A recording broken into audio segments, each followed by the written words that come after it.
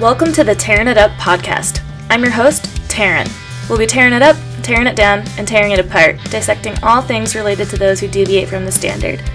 From leaders of their industry to leaders of mediocrity, and maybe a gear review or two thrown in. We shoot the shit and let the conversations flow, so if that's not your style, this may not be for you. Otherwise, listen in. Hope to light a fire in you somehow. Yay, I'm so excited. So we actually have a topic today. We'll see if we actually stay on it or anything, but just talking about starting new sports as an adult, which I feel like is kind of like the only thing I do now is sports that I started as an adult. So I guess It's not that bad. I mean, I guess I technically wasn't an adult when I started snowboarding. I was age-wise, totally but adults. Yeah. Paying our own bills. Age-wise, technically, but definitely not mentally. Started snowboarding consistently probably when I was 17. Yeah. An adult. Same here. That's what I was saying. It's 18 it's close enough to 18. That's technically an adult, but still you're under 20. Yeah, so it's young, a very, very young, very you might be an young adult, but you're a fucking dumb one. Yeah, exactly. Exactly. Mentally not an adult whatsoever. For all sorts of reasons, and one being also that I just didn't care about getting hurt. Yeah. So. What are medical bills? Yeah, totally. I didn't think about insurance whatsoever. Yeah. But before I guess we get there, is there any updates for you? Oh, obviously you're better, Amber. Yeah, you're here with Nyki. Yeah, if she had COVID, I wouldn't be with her. Yeah, totally. That's why I was well, maybe a Zoom between all three of us, or I figured by now that she'd be all good to go, and it'd be much funner for you guys to be able to be together. Yeah. I'm doing good. I have some residual things after having any deep chest cold, I'm still sneezing a little bit and stuff in my throat, gross stuff, coughing a little bit, but I have my energy back because it was not there. I don't have a raging headache. I can get out of my bed. I don't That's good. Yeah, there's a lot of great things happening. Yeah. Yeah, it's great to not have COVID anymore. Yeah, I bet. Yeah, so we're here with our friend Nyki, our lovely, lovely friend Nyki, because she's got some great input to adding to starting a new sport as an adult. So that'll be excellent just to get some other points of view and things. I'm speaking of sneezing, that was actually the puppy's name at his foster home was Sneezy, because there was 8 puppies, and so one was named Snow White, and then the rest were the 7 dwarfs. Nice. So he was Sneezy, but I keep sneezing. Maybe I'm allergic to him, but I don't think so. I've never had any allergies. I just have a really dry nose because I keep picking at it or something. Yeah. It's just so dry here too. It's always been hurting. I shove coconut oil up there. I also haven't been drinking water, so probably need to be hydrated overall. So yeah. Water appreciation. Yeah, totally. But then I'll have to pee 4 times during this. Hopefully Andrew found the dog down there because he's probably gonna have to go to the bathroom soon. Yep. Puppies. Yes. So we've been calling him Tug because I had a dream of my next dog being named Tugboat O'Donnell. Yeah. So we saw him. There's another dog we wanted in October. I saw this other dog get posted on this from the same shelter when I was in Washington, and he looked like a Tug because he was a Mastiff and something else, big dog, huge paws. But then we didn't get him in time, and then there was another husky mix we saw last month here at the Humane Society in Truckee, but we didn't get him. And then we just saw this one. I'm I don't know if he really looks like a Tug, but I didn't think Socks was a Socks. So I had to go grow into his name. So we just started calling him Tug. I'm like, well, what else are we gonna call him? So we got him Saturday morning, or I guess afternoon, and then all day yesterday we just kept calling him Tug. So we'll guess it's Tug. Nice. I love it. Yeah. So he's pretty cute so far. I just hope he stays as sweet as he is right now, but they never do. Yeah, they never do. Never do. He's just like so sweet, goes to his bed, lays down. He seems so smart, but he's going to become a terrorist. That's how Piglet was, and now Piglet's like a terrorist. So, see. But anyways, I was thought of this topic first of all because I went Nordic skiing, which I've done before, like once or twice, but I'm not good at it at all because I've never actually skied a day in my life. So the concepts for skiing just aren't really there. And then I know you follow Katie Burrell Amber. I don't know if you do, Nyki, but she's just fucking hilarious. And I like my whole thing with this podcast was talking to just people about just being real, basically, right? And then I was listening to a podcast that actually had her on it. And her whole premise of things is talking about like the leisure athlete and stuff like that. I'm like, oh my God, that's like exactly what, obviously eventually I'd want to talk to some people who, her or like pro athletes or something, but also what I say are like the leaders in mediocrity because like, that's how I feel is just in the middle, like not good at anything. Like I can do a bunch of stuff, but I'm not like great at any of it.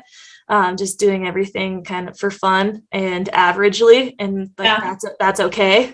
Like, okay. You don't have to be a professional at everything you do. But when I went into just playing sports growing up, and then getting into like snowboarding and mountain biking, it was just like that should always be the goal, is to like become to a pro status, whether you're like yeah, like, and whether you're not getting paid or not, like the goal was still to be as good as one, and maybe have like a couple sponsors or something. But then it was like, how the hell, like starting this in my mid-20s feels so late. But now, even now being in my 30s, is like, that wasn't like that late, really. Like if you want to put your all into something, but I've never wanted to focus all my time and energy on like one thing to hone the skill in enough to go ham with it, status or anything, because there's always a million other things I wanted to do, which is why I even stopped wrestling in the first place, because I was like, okay, I did that forever, now I want to do other things in life. But so Nordic skiing, I mean, it was all for like shits and giggles when we went the other night, and it usually is anyways. One of my friends who I went with, we went with a couple people from the shop I work at, but we thought it was going to be me and my other friend who snowboards, and then another girl who just started working with us who hasn't ever been Nordic skiing before, and then our buddy who works there who's like really good, and he had another friend who runs this resort who was going to keep the lights on for us a little extra, for some extra time there so we can make it up after work. And then we show up and there's like 4 or 5 other people there, and they're like Nordic people. we were like, wait a second, what the fuck is this? Like, I was like, oh God, I'm gonna be like so embarrassed now, because like everyone I'm with knows that I like suck, and we just wanted to like have some beers and have a good time. So then I felt all this pressure, and I was like, this fucking sucks. I mean, it was a lot of fun, but I just like immediately went to the point of, wow, I wish I was just good at this. Yeah. I'm like, I don't want to take the time to like learn this, because I have no, like I said, skill whatsoever, like never ever being on like skis until last year, and they were Nordic skis. Like I don't fucking know what pizza and French fry mean. I literally just figured out that French fry is straight. I thought they were just like, as a snowboarder, like people talk about that. I feel like most people kind of know what that is. I mean, my friend always says that. I went skiing with her one time and she's like, I've never done this. I snowboard here, pizza, French fry. And really, that's not what you want to do. Like you kind of want a French fry, but you don't want a pizza. Totally. I've heard the terms all the time, and I know that it was like a wedge, but I never knew which one was which, because I thought that like pizza was a wedge, like tips together, and French fry was like the other way. I don't know how that would even happen. Got it. But I'm like, oh yeah. And so when I went Nordic skiing last year, it was backcountry Nordic skiing.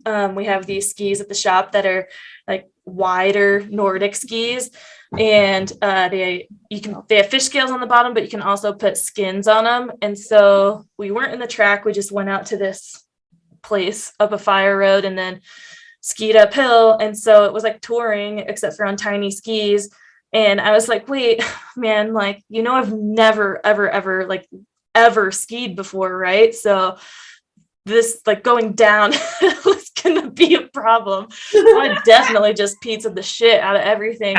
But then when we went Wednesday night, we were going down a hill, so we're on a groomed track, and not in the actual cross country tracks, because there you just go straight. The tracks just keep your skis straight.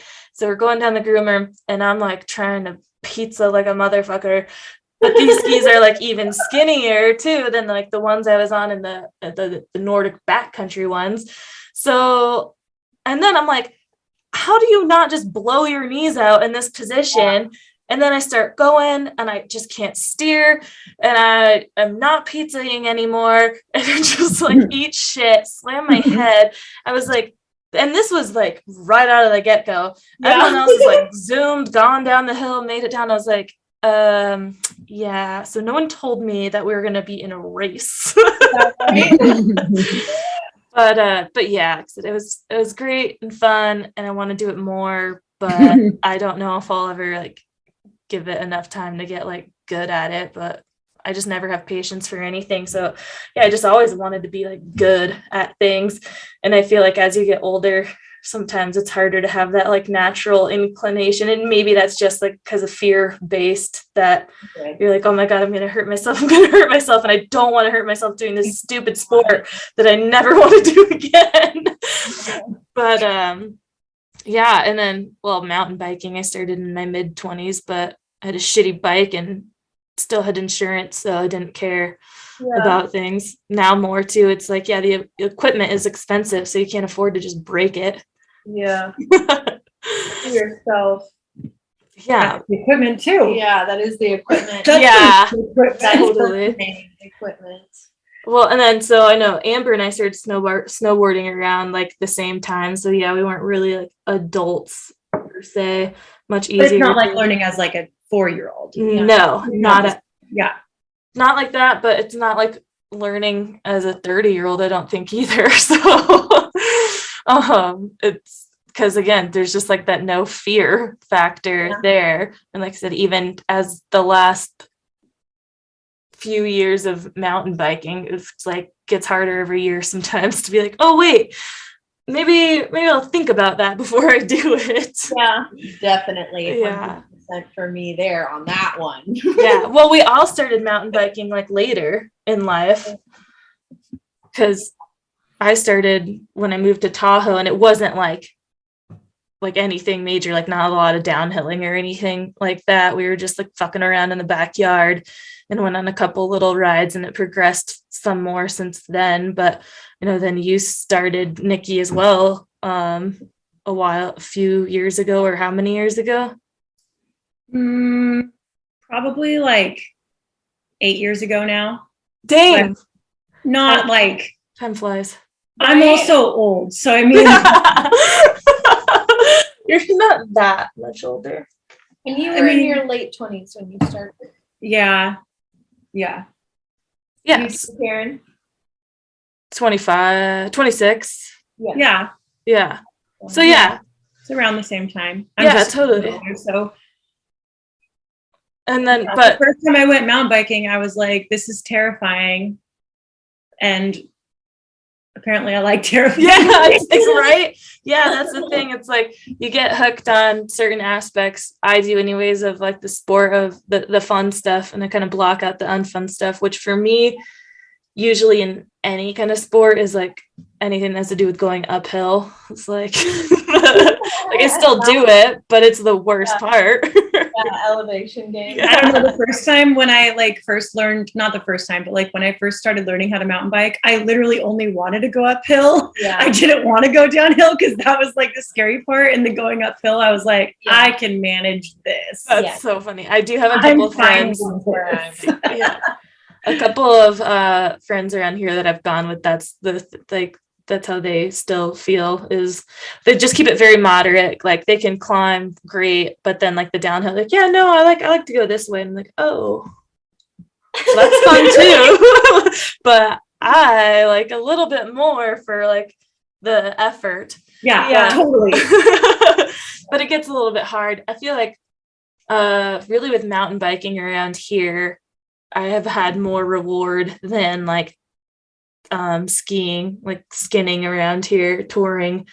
It's a lot of uphill and then a very short like ski downhill. And then if you have to skin out, I'm like, no fucking way. Like I'll avoid it at all costs to I mean, go it's to a always the place. worst when you like go up to get down and then maybe have to go up to get back out. I'm like, Yeah. "No, that's not how this should end. Like it should always end on like the most fun part of the trail. Yeah, exactly. But then all of a sudden you're like, wait, what? We're going back up again. Yeah, Hillary and I did Tiger Oh, Mountain. fuck yeah, that's very much like that. Yeah. Like what? You'd explain the ride. I told Amber when she was first like new-ish to mountain biking, like, come to this ride. It's going to be really hard, like really, really hard, but you're fine. And it's around Mount St. Helens. So there's a lot of elevation. And then there's a lot of like weird rock, like weird pumice rock. That's not. Oh yeah. And then everything is like fun, and then it's really fucking scary. And then it's like, what's happening? And then it's like, oh, we're almost done. But in order to get back to the car, you have to climb for like 8 miles. Yeah. Oh my God. It was fucked up. What was that ride called? Plains of Abraham? Plains of Abraham. It's Plains like of probably 20 something miles and a lot of elevation gain. I don't know. I'd have to look on like the map, but it's not easy. And I've done it a few times, and every time I'm like, that was so hard. And then like I block out the hardest and I'm like, that was awesome. And then I want to go do it Plus, again. it's like on Mount St. Helens, which looks like the fucking moon. Yeah. Yeah. And that plume stuff that we were riding down, it was kind of like riding on corn snow, on snowboarding. I just learned that term the other day. Yeah. It was like that now. chunky. Yeah, Nikki's a skier. Yes. Starting new things. You are a freaking skier as of like 2 weeks ago. Yeah. That's awesome. Like downhill mountain skiing, right? Is that what it's called? Downhill skiing? Yeah, downhill skiing. Yeah. Yeah. I definitely, I guess I've been in that situation too of biking as like down and then you miss, well, for me, it's been like a missed turn and then you climb back up. Like Hillary and I, the first time we did Tiger Mountain, we went down way too far and we were just like exhausted by this time. I can't even remember. I must have still had my like Craigslist bike. Oh, I don't know if I had my that hardtail. Yeah, the seat didn't stay up either, so that was annoying. That thing. But I don't remember. Maybe I had it. No, I definitely didn't because I was leaving to go to Alaska like the next day. So I was like super annoyed too because we got done like way later than we planned and I still had to drive back home from up there and like get ready to leave for 3 months on a boat. So I was like, oh my God, like this is not how I planned to like get ready for my last day. And I was all like stressed and anxious that I didn't have enough time to spend with my dog mostly before I left. But yeah, that's the fucking worst, going up to down and then back up again. But I'm trying to change my mentality a little bit about it with like skiing and whatnot. But I think the harder thing is that I split board. So it's much more of a pain in the ass to transition back to split board and then put your skins back on because like as skiers, you can just like unlock your heel and stride out, and some people are good enough where it can be flat enough that they don't have to put their skins on, so they still just kind of skate and ski away. But like on a split board, without much skiing experience, trying to ski on a split board, I don't even go anywhere. It's just like moving my feet back and forth. So I'm like, I have to put my fucking skins on because I'm using way more energy without them on, trying to glide fucking 5 feet ahead of me. So yeah, I try to avoid those situations as much as possible, or at least like not going out with only skiers, and like I have to have someone who understands that I have to transition back and split out of this, and like unscrew your bindings and screw them back in, and there's the potential of like losing a screw. Well, you don't have to do that with whoops, I was trying to turn my phone on silent time, but I pressed the wrong button. So with split board bindings, they're like so much easier now. And before, they came with like these plates that you would use your resort bindings to slide them on. You didn't have to unscrew anything, but there was a pin at the front of the toe that you hooked in, and that pin sometimes got hard to, just at the top really, would get hard to put back in if it got stuck with snow or ice. But now they're just a lot lighter weight, and they don't even have a pin system. It's just like this toe ramp that you lift up, slide it off, and then split your board. And there's 2 different brackets at the toe or towards the nose, whatever, but it's for the toe piece, and you just slide those little pins back in, press it down, and you're locked in. And there's climbing bars like underneath them, and the high back extends backwards so you have more range of motion in your foot for the climb.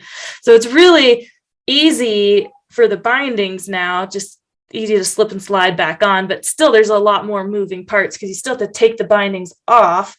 So you just got to be careful about where you're putting things and make sure you don't just leave your board on the hill to slide on down without anything to catch it. So, but yeah, like I said, just a bunch of moving parts, then putting your skins back on, getting everything out of the backpack, putting back, and then getting your fucking poles out.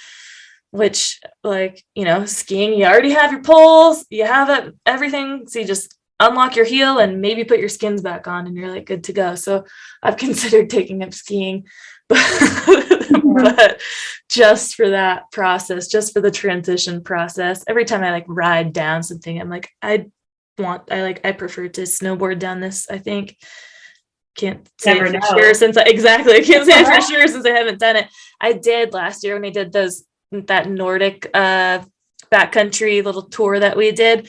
I took a couple like actual turns, like linked a couple, and I was like, oh my god, that's so cool. But more so for doing something I've never done. But well, yeah, I don't know, like I got to get a lot more split boarding under my belt this year before I even think about trying to ski. Sure. Also like I want a really good season where I feel like, all right, I toured a lot, and then maybe I'll be like, okay, now next, because I got a new split board last year and I only used it a couple times, so I'm like, I gotta use that. Definitely need to use more. But it hasn't been snowing for a while now, so that kind of sucks. I'm not that motivated to go out there right now. I want some fucking snow too. Well, it like got like hammered up there, and then rained. And then just kind of stopped. Now it's been sunny. Yeah, same here. It's been like in the 40s. It's like freezes every night, but that's what, like, it freezes, so then it's super hard and icy in the morning, and then you just have to really pay attention to like what aspect you're gonna ski, and you can get some corn snow. But I haven't been out there. I need to, but like I said, it's not. I still don't really understand this corn ski. Corn snow. Yeah.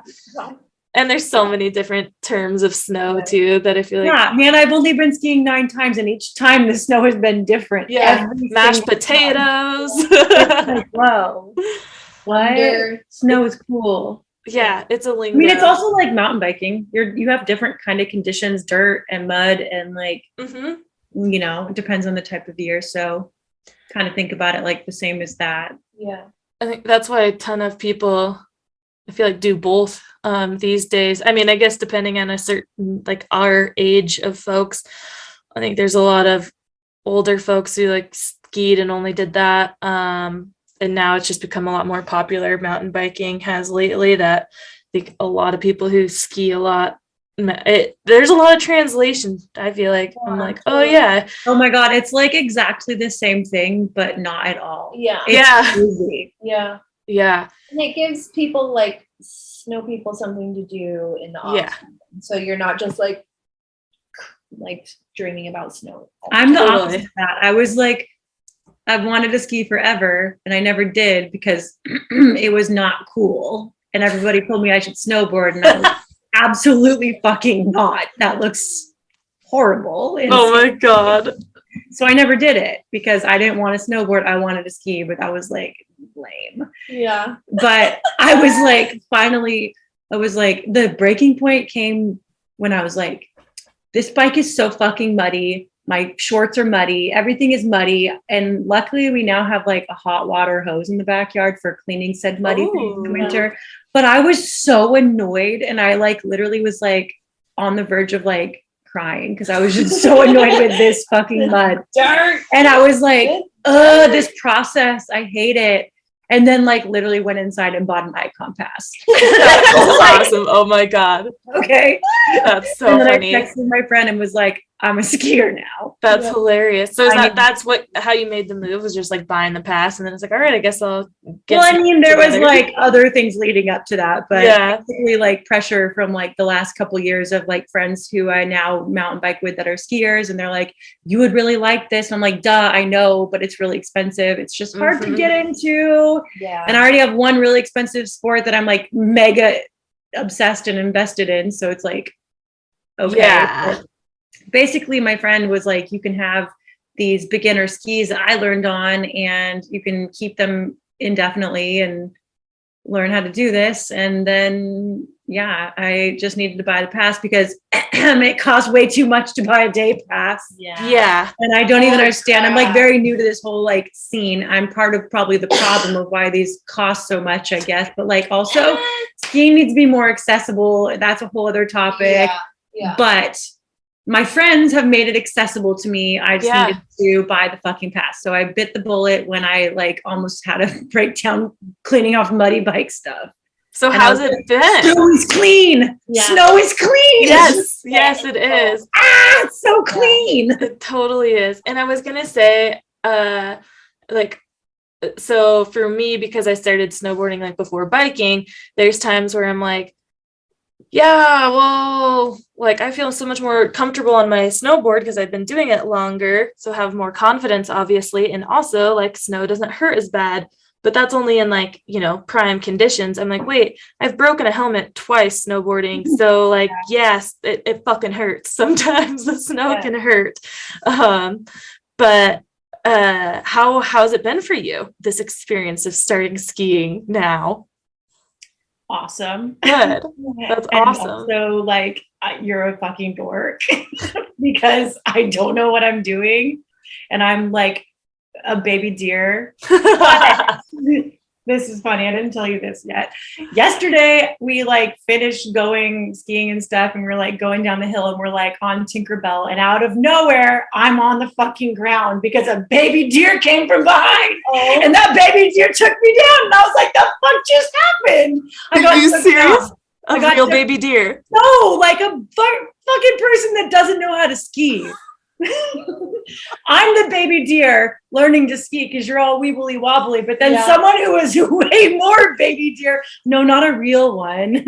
I thought it was a real one too. No, that's what I call myself on skis because you don't know what you're doing and you're kind of just like like I get it, I got that part, but then that's why I thought like there was a real baby deer. I mean, it's crystal, like literally there could be deer around. I was like, oh well, yeah, just someone who was more baby deer than me that like really didn't know what they were doing. Oh my god! And I had no idea. It was out of nowhere, and then all of a sudden I fucking was on the ground. I was like, why am I on the ground? And then I look back and there's this girl and her skis are like ejected. Oh my god. Like upside down and twisted. And I was like, are you okay? And she's like, I'm sorry. And I was like, it's fine. I'm new here too. Oh my god. And she was mortified. And I was like, you know, if you're gonna run into anyone, I'm the person to do it because I am a baby fucking deer, but you're more baby deer. I've never crashed into somebody yet.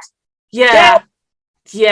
That's like the worst about going to the mountain when on like busy days, and especially towards the end of the day, or like just a certain time, maybe like lunchtime or something, you know, everyone has to get down. Eventually you all funnel into one area, and there's just people everywhere. It's like mayhem. I feel like the Progressive like auto insurance commercials, if you see the mayhem guy, just like people everywhere, and I'm just like, I just want to straight line through these motherfuckers and get out of danger. Like this one guy one time at Squaw years ago, there was like this so many points of from the cat track, and like people coming down other runs.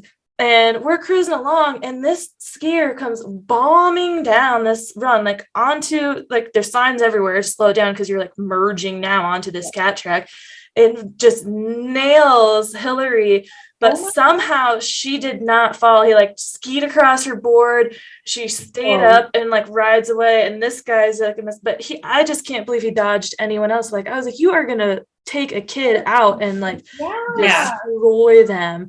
It's just terrifying. That's where I'm more scared, is like in groups of people and groomers. I think that's a big element, I think, of it, of being around a lot of people, especially when you're first learning something new. You're like unsure of yourself, and then there's a fuck ton of people, and then like you look around and you're also like, we all are on this fucking green or blue, and you're like, none of us know what we're doing, and like you have to watch out for each other too. And I'm like, okay, we're here. But I was the right person for her to run into versus somebody who's an asshole, to be honest. You know, I was like nice, and then I get to the bottom and my friend was like, where are you okay? Where were you? And I was like, got taken down. And she's like, I kind of thought so. Oh my God. I kind of thought that might have been the case. She's like, you were gone for a while. And I was like, I'm not that slow. I got taken down.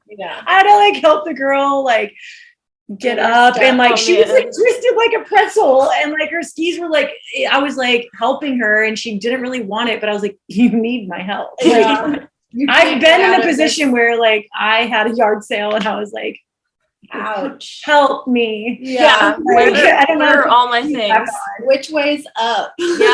That's one thing too with snowboarding versus skiing, is I'm like, well, at least if I fall, like, you know, my goggles, like lenses have popped out before, but I'm not like, I'm missing 2 skis and 2 poles. Like a twisted, her helmet was not on tight enough, so it probably wasn't. If she actually would have gone down, it like wouldn't have helped her, but it was like twisted. Her goggles were like hanging, like everything. She looked like a cartoon. Oh my gosh, that poor thing. I think she was okay though. How old do you think she was? Everybody was okay. But also I was like, you're a beginner and so am I. And it's like, it's okay. That's the main thing, is like, you're learning and it's okay. And I was like trying to like reiterate to her, like, this is okay.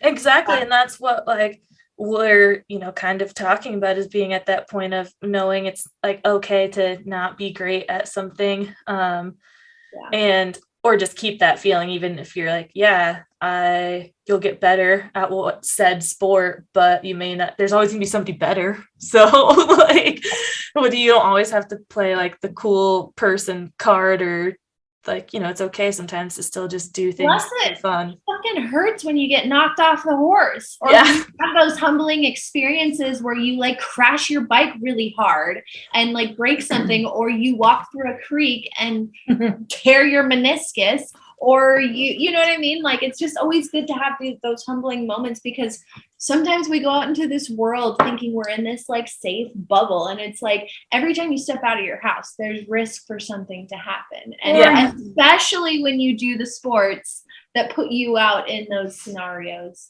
Definitely. Well, also you can get egotistical and just be like, I'm so good at this. And then you're like, no, I'm not. Well, that's the, there's a term for this. I forgot what it is, but it's talked about a lot specifically in like avalanche education courses, because when you start out going into the backcountry, you kind of have this ignorance is bliss feeling, and you're like, oh yeah, this is awesome and great and whatever. And then you do a course and you start to learn all of the things, and then all of a sudden you're like, holy crap, like I had no idea like there was all this other stuff too. So it's not like imposter syndrome, but it's something where you think you know it all, and then you're like slapped in the face of the book of like, you know nothing. And like, yeah, when I started biking, like I said, like being younger and having a shitty ass bike, I just didn't care. And then it's like, as you get a little bit better, you realize like, oh wait, like I thought it was cool doing this like sweet trail or run or whatever that I like couldn't do last year, or like someone else I know couldn't do it. And then you're like, do it the next step harder, and you're like, oh my God, there's like so much more beyond the level that I am at or was at, that I'm not at all what I thought that I was. But it all just obviously depends what you're doing and who you hang out with, and well, what you want to do. But how far do you want to go? do you feel like, Nyki, biking first like helped you with skiing? Like, do you think if you were to have started skiing like way back when, before biking, like would it have been any like easier or anything? Or obviously it's hard to know that like it probably would translate. I think the main thing of like these two particular things relating with each other is that like, if you feel okay about speed and fling yourself off a fucking hill, you're fine. Yeah, totally. Like, I think that's a lot of it, to be honest. That's a very good point. So yeah, like what if you would have started skiing first? And I guess like scared, but gotten over it and then better, and then maybe like mountain biking would have made more sense. My friend who's teaching me, she learned how to ski and then she learned how to mountain bike. Yeah. And I'm doing like the opposite. And so like learning from someone who understands it, basically when she's teaching me to do things on the skis, she's like, so pretend you're like on your bike. Yeah. But you're actually on your skis right now. And then she'll explain everything to me about skiing in terms of like a mountain bike. Yeah. It really is like, she's like, this is like this. And I'm like, okay. And then I do it. That's awesome. And I think that also like kind of sidebar of things, in a way that's why like women are so much better at learning things from other women, is like, she put it instead of like, and obviously whatever, I'm sure there's fucking dudes that they teach this way or whatever, but I feel like commonly if you went out with a guy friend who is a like skier and trying to teach you to ski and only talking like skiing, not trying to relate it to anything else you do, then you're like, what the fuck? Like, I just don't get it. And there's some things like Andrew and I, we went out snowmobiling, I don't know if it was last week or something, 2 weeks ago maybe now, and we were talking about doing something, and I was just like, okay, well, like I just don't know if I'm doing this technique exactly the way I'm like supposed to be doing it, because of the way that the conditions are right now. I don't feel like I'm getting the full effect. So I don't think that it's going to click to me until I really like can feel what you're talking about.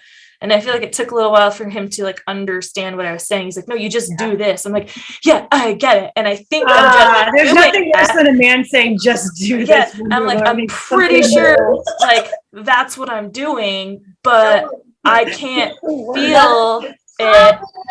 Yeah. And it's like, but yeah, I'm like, I totally get what you're saying, but you're not getting what I'm saying, that it's not clicking because I'm manipulating this machine to do it instead of letting the throttle do it, because the conditions are not there for me to like get the full effect. And so like he was just like, okay, like yeah, I guess I like, and I'm like, yeah, anyways, thanks for explaining it to me. I'll try it again when it actually snows.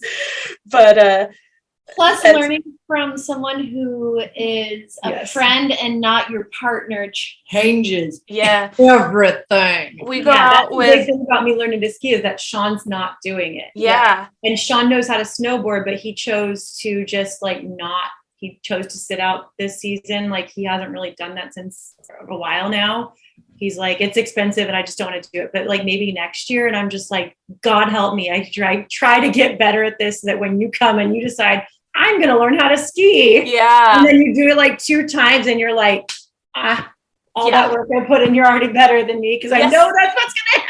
I know, it's so frustrating. And that's the same thing with, well, Andrew pretty much has done every sport that I have done or like would try, and has just a natural inclination to any sport really. But I don't think there's anything in my anymore. I think we're just at the point that I'm like, there's nothing I'm gonna do and think I'm gonna like be better at you. I'm like, surfing, I've done it, not a whole lot, and he hasn't, but I just know that one time out there he'd get it, and then I think he would be able to like explain it better than I would be able to. But man. Yeah, but just ride the wave. Yeah. It's the like having your friend, especially somebody who does both the same sports you can really relate and help you understand. And I feel like that is honestly one of the things with any kind of guiding or like coaching I've done is that I try to do, and why I think I'm a great one at it, at any kind of coaching or anything, is because I just try to like look at the person and learn any little thing about them to like change the language to something that they're gonna understand. It's like you have to say things like 500 different ways, because for one person it's going to be like, just a word, one different word or something that makes things click, or an example.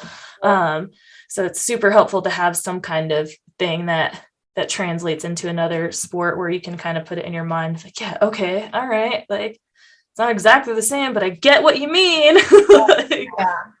How with mountain biking and you starting, how did you get into that with Sean? Yeah, Sean I rode bikes and Sean rode bikes, and then he decided he was going to learn how to mountain bike. And I was like, he was kind of doing it for a little bit. And then I was like, I want to try that. And then he took me, I borrowed someone's like sick ass hardtail, which was like actually sick. Yeah, they do make good ones. It was like a really cool one. And anyways, I like went out and he took me and I was like, this is terrifying. And he was like, we're on the gravel road going to the trail. And I was like, ah! I'll tell you what, fire roads are not cool all the time. Yeah, I know. I also really love gravel riding because it's just like you kind of don't know what to expect, and that's what's fun about it. That's so funny. Fat tires, B. Yeah. I want fat tires, and now I'm like skinnier tires on gravel is fun, but I just didn't know how to manage that. Yeah. It was on off-road tire like experience, but was he the one that primarily like taught you? No, because what was really great about learning to mountain bike is he was really new at it too. And so we kind of were like learning together, and we both started out pretty, I'd say, timid and reserved, I guess. Even though, and it's kind of hard to think about Sean being like that now because he like shreds the fuck out of it. Like, and I feel, I'm pretty decent too, but like Sean's really fucking good. Yeah. And but we were both kind of learning and just kind of figuring it out on our own. And so like I was really lucky that my person and a couple of our other friends all kind of like just naturally progressed together. Yeah. And I feel bad for when new people come along and don't have that, and they're the person that's like left behind. And I try really hard to make space for someone so they don't feel that way. And it's really hard for people when they're trying to like try a new sport, and also just like keep up with the people that are doing it so that they can eventually do it with them on that level. I think it's really, really hard to get on that level if you are not made space to learn and grow. So and that's a I love great taking point. people on their first rides and like new bikes. That's a really good point, because for me, like when I started to snowboard, and even up until probably more recent in my life, it was like you just wanted to ride with better people because they make you better, and you're just like chasing them around and stuff. But then I got to the point of like, I was like, okay, well, I like going out with these people because I feel like it pushes me, but then to an extent it doesn't, because I'm not actually trying like other things I want to progress in, because I'm too busy fucking chasing these other people. You're not developing your skills. Yeah. I'm like, I'm just like it's a going problem. fast, and but I'm not like sending it off this or that or practicing any twisties and turns, because I'm just trying to like bomb it down the hill. Yeah, you're just trying to keep up. You're trying to like keep your head above water. And so it's like you may stop and walk a feature that if you would have spent 5 minutes looking at, or someone would have been like, here, look at this line, maybe put your body positioning like this, look ahead. Anything is like this, and approaching it from a different speed. Yeah. Following someone into it, like not being like, oh, everyone's like so far ahead that I didn't even see anyone do this. Following people's huge in like any sport. So with mountain biking, for me, I didn't have a lot of people like to go out with, and I still don't really. I mean, I could find people. There's tons of people, and I'm in all these different groups around town, and I like posted them, and like always get a bunch of responses for people being like, oh yeah, let's go out. But then I just don't, like when I do have a free day, whatever, I'm like, oh, maybe I should like scroll through and give someone a call. I'm like, new people, like I don't know them, like what if they are like way better and like don't want to do this or don't want to do that. But then some of the people that I have gone out with, like it's great company, but then like we're not on the same wavelength of what we want to do. Yeah, you just gotta kind of downhill or something. The right one. Yeah, I'm like, I want to progress and do this and do that, and then I end up riding with a lot of people who like don't want to try the same things that I want to try, and they'll like go along for the ride, but you know, maybe they're not doing this or that, but it's like, well, then you kind of lose your confidence or your desire to do it, because you're like, well, yeah, I'll just cruise with you instead of like wreck myself on this feature that no one else wanted to try, and I look like a big dumbass, like because I should have just like not done it while you're cruising along, like, you know, having this nice mellow day. And I'm just like let's find a mellow uphill. Yeah, it's hard to find the right. It's just like with anything, you have to find the right people. Yeah. And it doesn't just happen. Like sometimes it's like the right mix, and I don't know. I think you should go on some dates with these people. I know. I need to. I actually need to do it with backcountry skiing and stuff, because that's most recently I posted in this group to find some people, because I wanted to just have more basically accountability to myself getting out. So I'm like, okay, I need to like put it out there so I have more people to call, instead of the excuses of like, oh, here's my 3 people I want to go out with and they're busy, so I guess I'll just like not go out and just do nothing.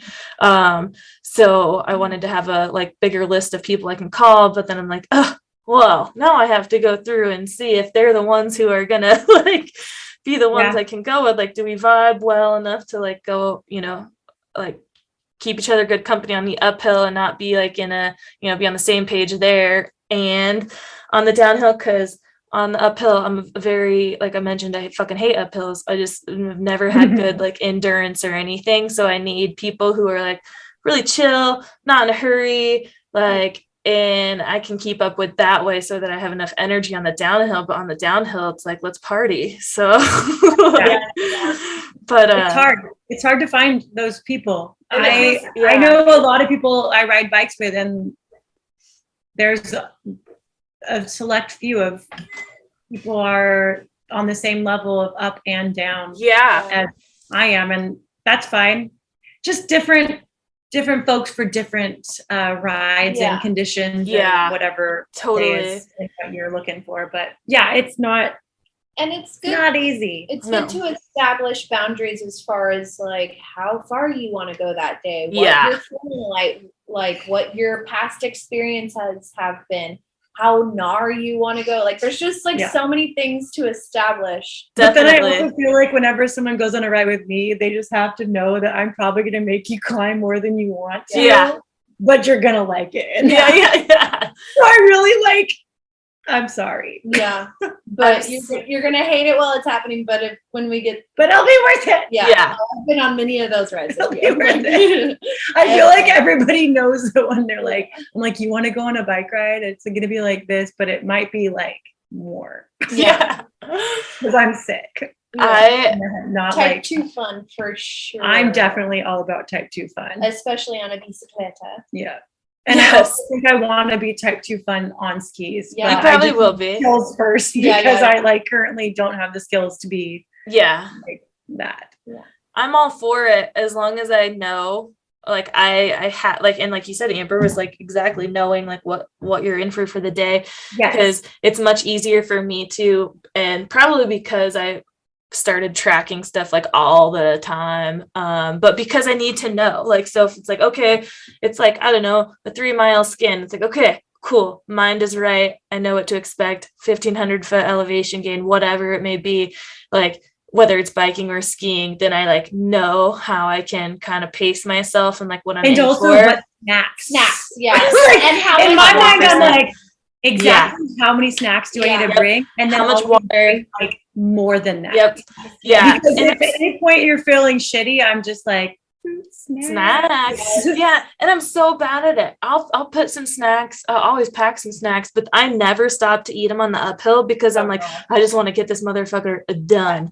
And I'm so bad at it, and I need to like be better at it. But yeah, I'm like, as long as I know like what we're doing and I can like get proper sleep the night before, if it's like a big day, or like just be in the right like head space, because we talked about earlier of like blocking out the bad stuff. So I went on a tour a couple of weeks ago. The snow was still like really good, but my genius self was like, I'm going to CrossFit first because I haven't been going. I need to go. And like, it's fine. People do that all the time.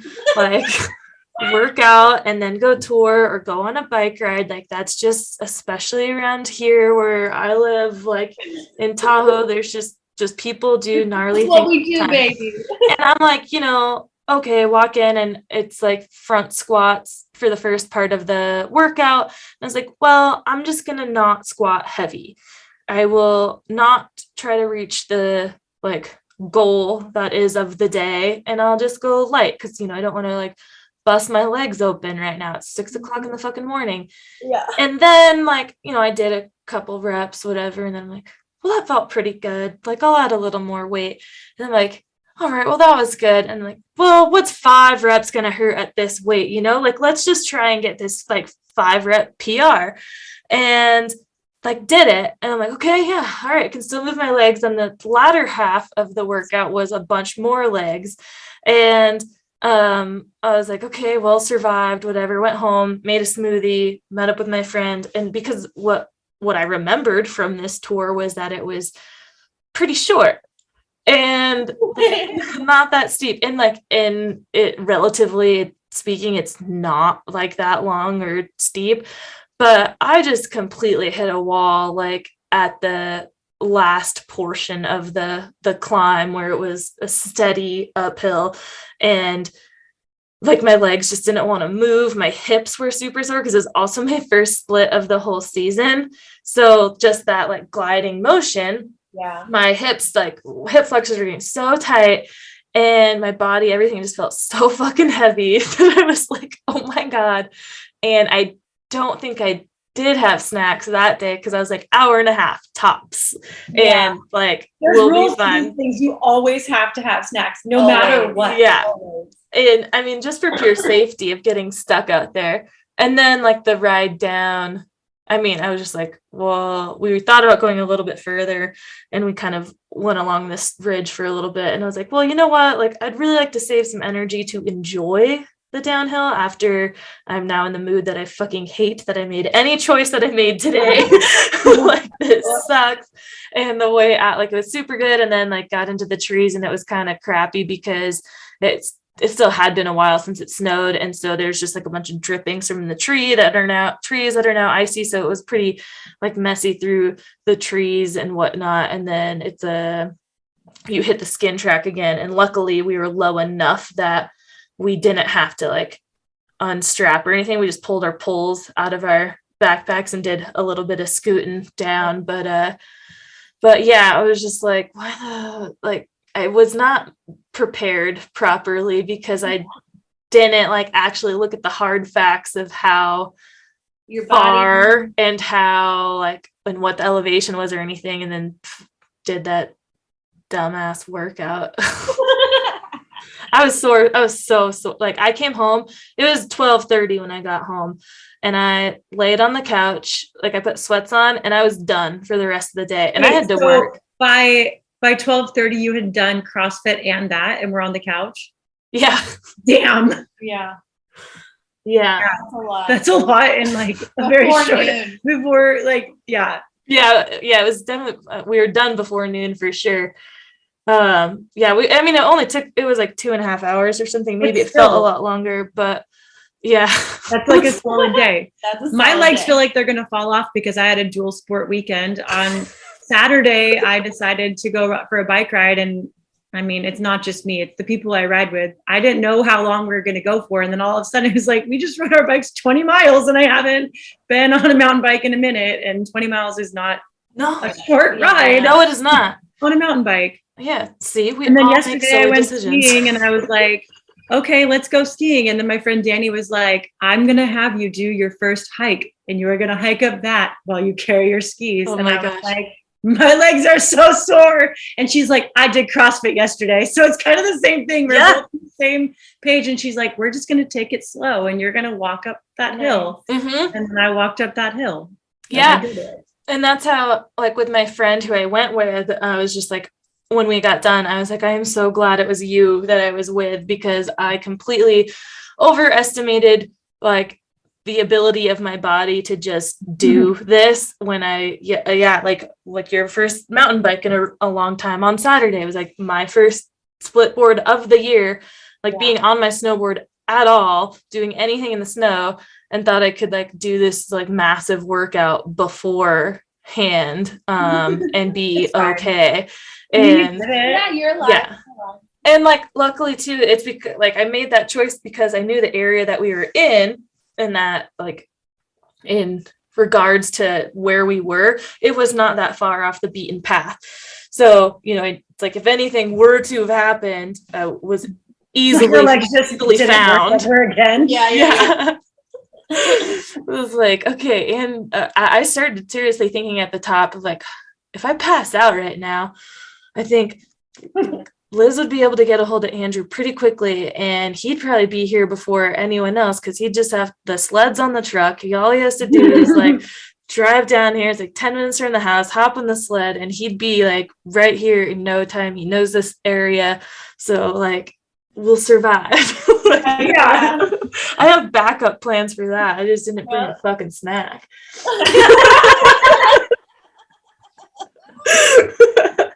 Moral of the story is always bring snacks. Yeah, totally. More snacks than you need. Yeah. Definitely. Than you think you need. I really got to get better at, like I said, for me too, it's like I've always had a harder time like digesting. I feel like it takes forever for me to digest, and like I can not eat before a workout, but I think now after some research I've done with my body that I actually need to.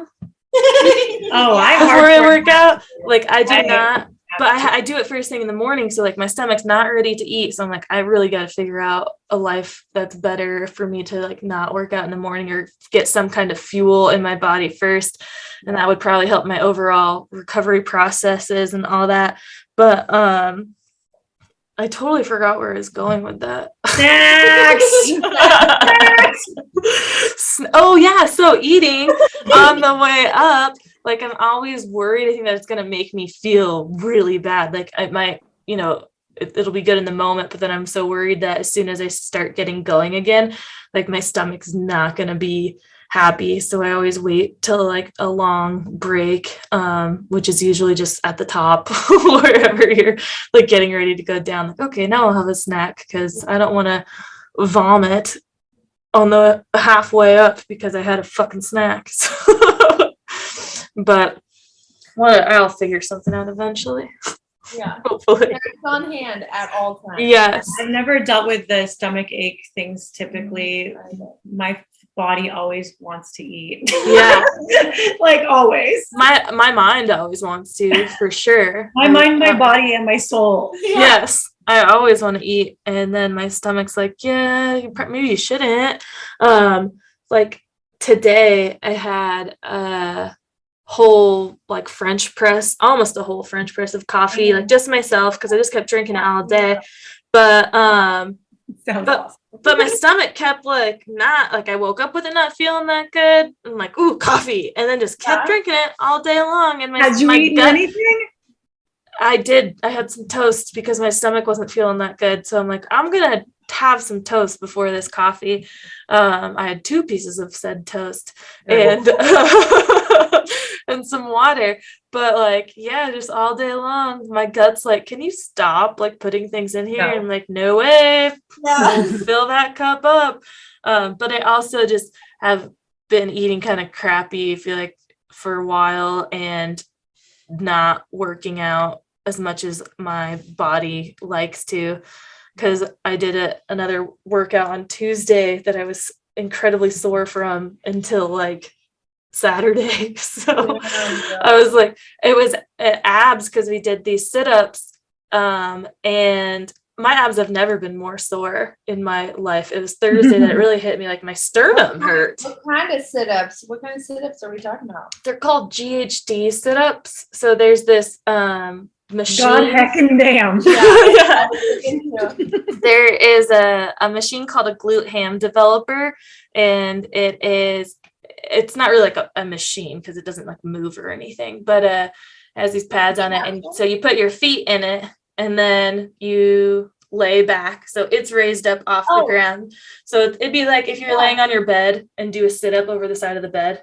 Yes. And come back up. So something's holding your feet, so you're like completely extending your spine instead of just like a sit up on the ground. Yes, I think that's what she's talking about. I think it is. When we were going to the gym together, Uh-huh. we would use this machine that I think that you're talking about, and we would call it the acid reflux machine. That's hilarious. I feel like when you go over like that, it's like you're upside down. So yeah, that's exactly what she's talking about. It's the acid reflux giver. Oh yeah. Wait, show me that, because I think that is the one that, like, I don't know if you can see anything. oh yeah, okay. So the one on the left. Yeah. So because you can do it either way. So you can put it like your feet in it so that your thighs are on that pad and you are prone, like stomach facing the ground, and come up and get more of like your posterior chain and whatnot. I want one of those at home. Yeah, or you turn around, just have Sean hold your legs and go over the bed. And you can make another fun game out of it. Yeah, right. I just like spank my butt and we would get nowhere with the abs. Yeah. Well, that's what you do it the other way, where you're facing up. So yeah, when you're facing like your like face towards the ceiling, and you go backwards, like hands touch the floor and then come all the way up and touch your toes. So you're pretty much doing like a fucking half circle. It's like it's working out like you're very, very like all of your abs, not like everything. Your central abs, but like your lower, like you did everything. That? Like cooter abs. Did you have weights in your hand when you were doing it? No. We did because this workout was like those progressively doing more of those sit-ups and then burpee. So you would alternate between like a burpee to a pull-up and then those. So we did like 10 and then 20 and then 30. And yeah, I've done them, but I've done them like halfway where you stop your body parallel. And this time I mixed it up. So I did the 20, the set of 20, like all the way to the touching the floor and back up. And like I felt good and fine. Not fine. I mean, it was hard. Like I had to take some breaks, but like I wasn't sore the day of. And then like the next day I got pretty sore. And then Thursday I was like, it hurts to breathe. Like my ribs can't expand. And it's always the second day. Yeah. I thought I was going to day after. And then so Thursday night was when I went Nordic skiing, and I was like, I swear, like this is making it 100 times harder, is that I am so fucking sore that everything hurts so bad. It hurt to get up, like just moving my abs at all hurt. And then I thought I was going to go to the workout on Friday. I was like, oh, I can do that. Like deadlifts, this, that, the other, like that's fine. And then I was like, no, I don't think I can do that because if I tried to lift a heavy weight, like my abs are still so sore, I can't like contract them. Like I'll fucking blow my back out. Yeah. So, and then today I just didn't go because we woke up late and I Pelotoned. MLK Day, man. Yeah. And new puppy, so yeah, you have a whatever. Which hopefully Andrew's up and awake. Amber, with you in mountain biking, so when did you start? A couple, like again, time defies me, so like 3 years ago, 4 years ago. You were probably doing for like 3 or 4 years before. Yeah, you've probably been doing it for 3 or 4 years, I'd say. Yeah, maybe 2017. Quincy was alive. That's a start. Like 1 or 2. I think I basically was like, "You're gonna do this." Yeah, that's how I got it. And she was like, "Here, take this bike. Here, we're going." Yeah, yeah. Like. And I think that since you and I, Nyki, we had like an extensive cycling history. Yeah. That you knew that we had very similar riding style, which it just came like the way we like to ride just came very naturally to us, which was nice. Yeah. It's nice to just like have that with someone and then to be able to have you and the stuff and the things to mountain bike. Just like you with your skis, like somebody, your friend, like giving you the skis. Yeah. Well, both of those sports are so hard to get into, really, which is, again, it's like a whole other topic for sure of like accessibility. Like in my mind, I was thinking like getting into mountain biking, is not so bad if you just have a cheap bike and hit some random trails behind the house and whatnot, but then learning about like how much the sport has progressed and like the things that people like, how expensive like a good bike is and how much of a difference a good bike can be, it was like, holy crap. And then thinking more about skiing, because I had always just like, I worked at some resorts to get a pass and was able to buy a snowboard and the things, but it's still not even, it has like snowboarding itself is not as expensive as skiing. Like ski boots are really expensive. Yep. That's the one thing I did buy because I was like, you need to. Basically, I was like, okay, the boots really need to fit right. Exactly. And I need to buy boots that I'm not gonna just buy the cheapest ones and then progress. I know I want to get better at this. I know I'm going to get better at this. So I need to buy boots that are not beginner. I bought intermediate boots. I bought boots that I know that have, the walk mode so I can eventually go uphill because that's what I want to do. Oh, so perfect. I spent money on the boots and I spent money on the pass and then I borrowed the skis and then I've already basically surpassed the beginner skis and I think I need to buy new skis. That's awesome. So that's cool. Yeah, it's hard. Like passes, to think about, it's like I always either worked or bought a pass because it just made sense. So you're like, you have to, if you're going to go more than 3 or 4 times, the pass has like paid for itself. Yeah. And so, but I didn't think about how much a pass was. I think when I first started going, a pass was like $300 or $400 and now it's like $800 or $900. And it's here, I don't know. I'm curious how much it is at Crystal. I've been meaning to look it up because it is $260 for a day pass. Shut the fuck up. Yeah. I was like, what? My rent at one point, like I paid like $300 a month to live in a room. Crystal's $180 and I'm like, $180 is absurd. And it's what? Yeah. And so that's okay. So I thought Crystal was bad. No. So their holiday, and this was like holiday rates, which they do go up, but I think it definitely sits well into the 200s. It was like 209, I think, last year. Vail, any like Vail resort is super insane. And then, but yeah, so like all the resort, like North Star here is Vail, and then Alpine and Squaw, now called Palisades, is not Vail. They're their own, not their own, but they're with Altera or whatever now. But they're still in the 200 range. And I think when I moved here, it was like 150. and Crystal was still sitting tight at like $90 because But the that's, gondola that's was still before like Altera bought Crystal, right? yeah. So And then go to go. Mount Baker, and hopefully they're still like $60 for, I don't know, they're somewhere in there under 100, I think, because Mount Baker is like, no way are we selling out.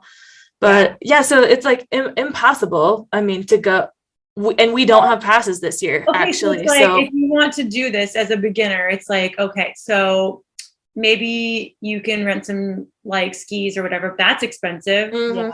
So Getting up. just renting the skis and doing the thing, you spent so much money and you may not even like it. Yeah. And in order to get better at it, to actually fucking like it, you need to go more than like 2 times. Mhm, So you mhm. basically like have to commit to buying the things, borrowing the things, and buying a season pass in order to like actually get anywhere. Yeah, Because totally. I went with a friend the other day, and I've been a total of 9 times ever, and she's been more times ever, but over the last several years. Mhm. And her progression versus my progression in the last few weeks are not even on like a scale that are even remotely near each other, because I've just been consistent. Yeah. And I think that's the main thing. If you want to get good at anything, you have to be consistent. Mhm.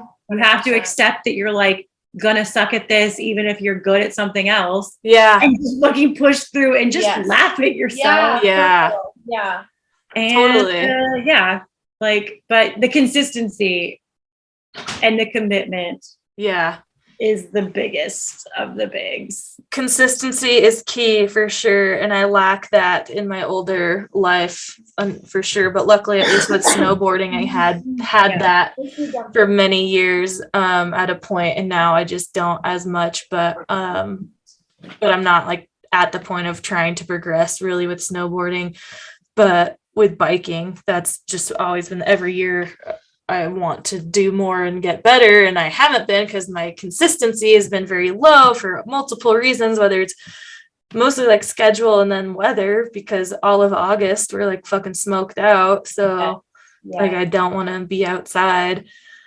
But then we have the fall and the spring, and even right now, I mean, it's not snowing here. It's like I have easy access to, it's like I could go down to Reno, and there's plenty of biking around there, like Nevada City and other areas, lower elevation, that have biking year round that I could easily get to. But once I go to winter, I'm like, no, like I want snow only. Like I want to intertwine them more and bike more throughout the year. But now the bike's like put away behind other things, and snowmobiles too, and all the things that I'm like, no. And then that takes precedence. So that's, I guess, I started out talking about like Nordic skiing, not even thinking about snowmobiling. I was gonna say. Like that is, definitely a new sport. And I don't know if I feel like, because I'm older, that it feels any different.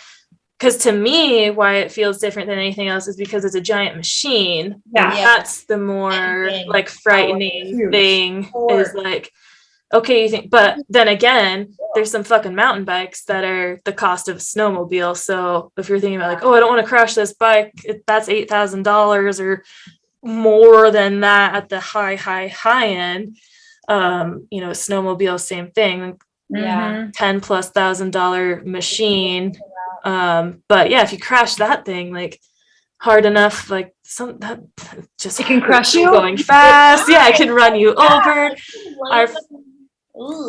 Andrew and his friend went out the other day, and they actually went out like the day after him and I went out, where conditions weren't great, but they hit a patch of ice, and so like the track couldn't get any traction, just slid on the ice. And so he tries to do this move, didn't work, sled and him go sliding down the hill, but he hits a tree and then the sled hits him. So he's like between the sled and the tree, and like not like, I mean, it could have been way, way worse, but like those things can happen. So all different things. So more so for me is just like the fear of like fucking up this machine and like hitting something hard or getting stuck. Like getting this giant 500 fucking pound machine stuck, and like that takes a lot of work to get them free and move it around, rather than like just getting a little stuck or losing your skis or poles or something. But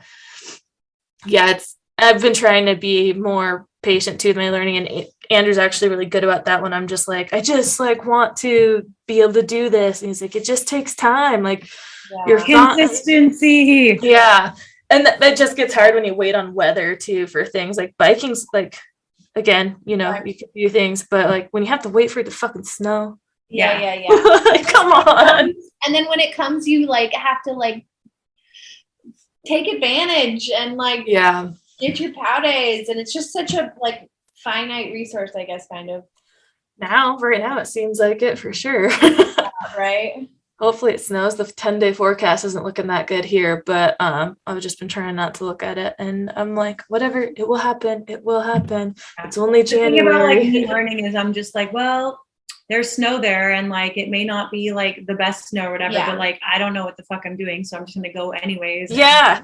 Practice the things. Yeah, absolutely. And like that's again where my attitude just needs to change with things. Is like, well, it may not be that I'm trying to progress in like this or that, but I can still get way better like at the uphill. So I still should just go, but I'm just a spoiled little brat, and I'm like, there's no, honey. Yeah, totally. Yeah. But yeah. I think well, nearing an end here. Yeah. We have a troll in the room. Oh no, is he a little curly cued? Yes. Yep. I gotta check on the puppy and Andrew anyway too, and try and get everyone wound. I don't know if I'm gonna sleep now that I've had a full pot of coffee today. Yeah, dang girl. Also, it's hard to sleep when you have a new puppy. I know. He slept pretty good last night, surprisingly, and then Piglet woke up like making this crazy noise that I thought he was choking, but hey Quincy. But the puppy was still sleeping, so I was shocked. So hopefully he sleeps good tonight too. We kept him out in the snow a lot today, so he should be tired. Yes. Oh, puppy. Yes. Well, I'm super glad I got to talk to both of you, and hopefully likewise, Taryn. Someone wants to start something new, or just know that they either need to keep it consistent, or just find the friends to do things with instead of not, like me, just have to reach out to people and meet new people. I'm so old. I'm like, I don't want to meet any new friends. You gotta commit to the time, and you gotta commit to the suck. Yeah. Yep. I think those are the two main things. Totally. And then you have to laugh at yourself. Yep. And then do it again. Yeah. I mean, I actually kind of feel the same way even with CrossFit. It's like I didn't start that till my 30s, and I've worked out and played sports, but like it's still a different kind of beast, and there's a bunch of things that we do in that I have not done before, and I just have a big ego problem. Really intimidating thing that I've always been curious about, but I've like never done, because I'm just like, this is overwhelming. You should do it, because it's my own ego and competition like that I do with myself and not necessarily others, but I just get so frustrated of like, oh, I should have done this earlier because it would have been so much easier. Now I just feel like an old, like washed up fucking hag, and I can't do anything.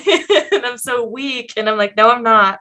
And it's not always a competition, and I make it a competition just with myself. But and also, as I've learned over the last few years, is like I did do CrossFit for a month a few years ago, but I just never kept up to it.